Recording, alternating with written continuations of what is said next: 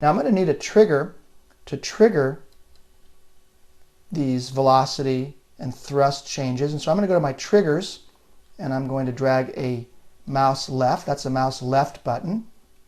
And here, when does this action occur? Anytime that the left mouse button is being pressed. Which modifier key will be used? No modifier key. And because Director knows that I have a fly-through behavior already attached to this sprite, here under Select a Group and its Action, I have a drop-down menu with all the actions that I can manipulate. With this event, let's go ahead and do forward thrust for the left mouse button. Let's also add a mouse right trigger. And likewise, for my mouse left, here I have a select group and its action. So I have a range of actions that I can control with this trigger or event. Let's do reverse thrust for the mouse right. And let's do one more, the mouse leave. And for this one, let's stop the flying. Stop everything when my mouse leaves. So let's go ahead and now clear the stage, open this up, rewind and play. And now you'll notice that when I click on my left mouse button, it zooms in. I'm now clicking on my right mouse button, it zooms out. When I leave and roll my mouse off of the object, it stops. So left mouse button, zooming in. I'm pressing the right mouse button now, I'm zooming out, and I'm rolling off of it and it's staying. Notice it also moves when I move my cursor around the object. Let me go ahead and, I don't like that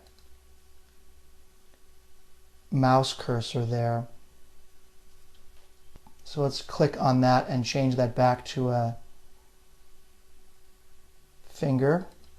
That indicates that it's interactive, much better interface there. So let's play this again and notice that left mouse button zooming in, right mouse button zooming out, roll off, it stops. Can also move the 3D. It's actually a 3D world in there. This is where the grid or the axes I think are helpful to see the axes of the world there. That's that behavior that I added right here, show axes. This is one of my very favorite director behaviors. Very easy to do. For most of the manipulations that you'll do with your 3D worlds and 3D objects, you will require to learn Lingo scripting or Java scripting, but not all. You will find some selected behaviors that allow you to do quite sophisticated manipulations like this one.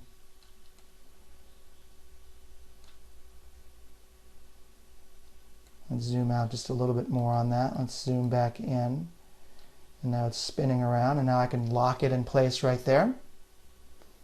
So there you have the fly-through 3D behavior, the show axes, model rollover cursor, and then I also showed you the automatic model rotation. And that will conclude this section of the tutorial, introducing you to working with 3D objects in Director.